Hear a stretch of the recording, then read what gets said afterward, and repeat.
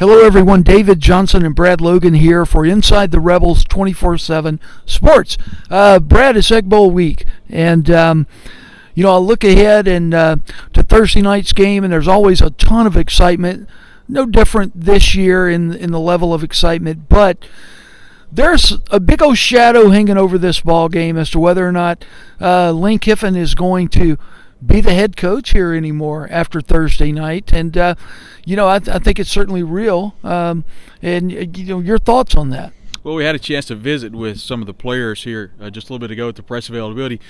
And, of course, they all said the right things about it not being a distraction. I know it's a distraction to the fans on the Rebs247.com website, Inside the Rebels. So, but they're saying the right things. It's obviously a distraction. And I think that had a lot to do with how the Rebels played last week in Arkansas. The question is how they're going to play on Thursday night. Now, we do know this. Mississippi State under Mike Leach is 0-2 against Ole Miss.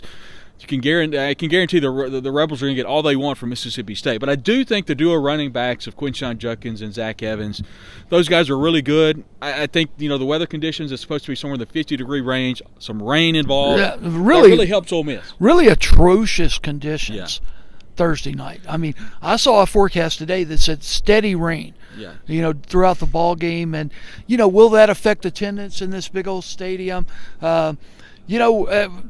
All to be seen. There's so much to be seen this week.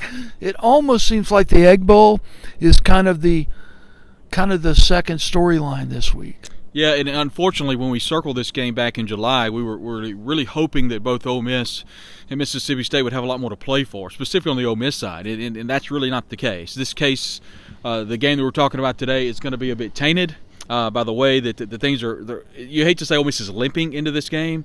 Theoretically. Well, they've lost 3 of their last 4. Yeah. It has not come to fruition like you would have liked to. But at the end of the day, it's bragging rights. It's always a big game in Mississippi. So I expect Thursday to be a bit of a war.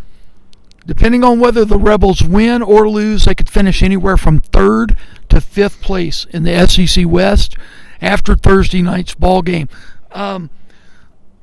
Jackson Dart's first Egg Bowl, quick thoughts on that?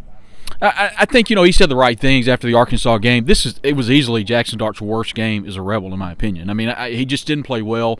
Amongst the other things, really, you look at the offense as a whole, and if it weren't for Quinshon Judkins and Zach Evans, that offense may not have scored hardly any points. And, I think he'll play well. I think the crowd will come out and support this team, regardless of the conditions. I think this team has a lot to play for, believe it or not. I mean, people say that it's just bowl pecking order. That's theoretically not the case. You and I talked prior to the press conference. I mean, there's a lot of jockeying for position in the SEC West. So there's a lot on the line.